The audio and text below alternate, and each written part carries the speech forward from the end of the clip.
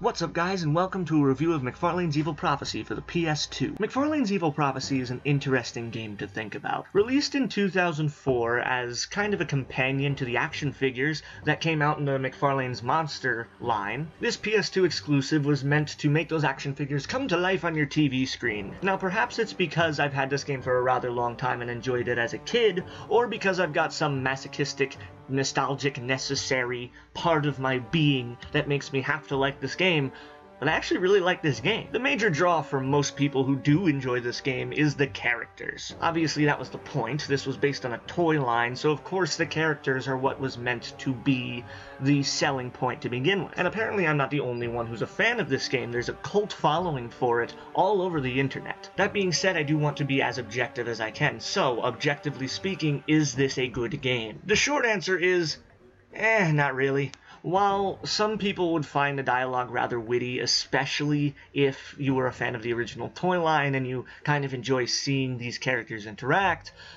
to the majority of people, I don't see this kind of dialogue and the story that it presents all that interesting. It's bare bones at best, and honestly the writing is third grade level when it comes to what it finds funny and cool. Gameplay doesn't carry it much either. The game seems like it's trying to take the gameplay formula of a classic 2D beat-em-up like the Double Dragon series, and insert that into a 3D setting similar to Dynasty Warriors, where there's constantly enemies coming at you and you have to kill them all. The problem there is the fact that it's just too easy. All of your characters are so overpowered and their special moves recharge so quickly and kill things so easily that you won't find any difficulty during this game. The gameplay is clean, it works from a technical standpoint, and the environments you fight in don't actually look all that bad. Graphically, I'd say this game is actually pretty solid. However, decent graphics and colorful characters do not make up for the fact that the story itself is bland and boring, and so is the combat.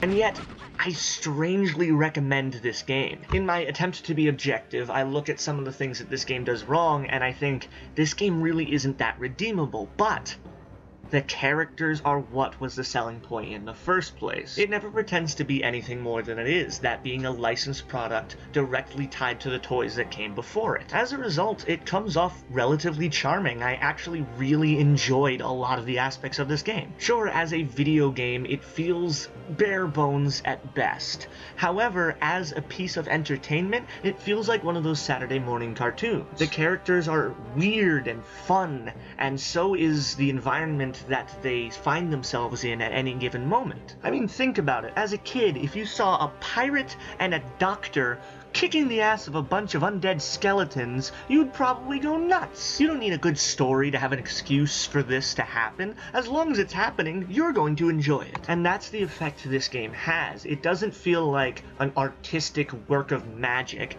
It's not trying to be overly pretentious. It's just trying to give you colorful characters and have them beat that crap out of things. And in that sense, it succeeds. If I had to score this game, I'd probably give it a 5 or 6 out of 10.